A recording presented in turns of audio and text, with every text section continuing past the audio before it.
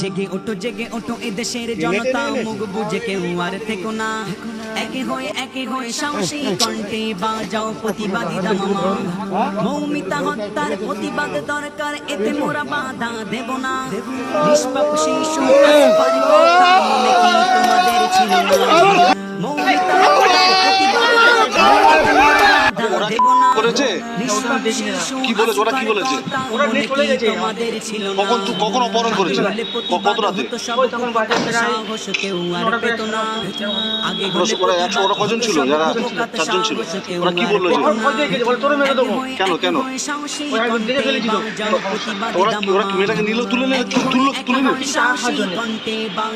সমস্যাটা কি দেখেছিলে? সমস্যাটা হচ্ছে ওরা 50 টাকা কার কাছ থেকে? মানে আটকে রেখে দিয়ে মুক্তি পর?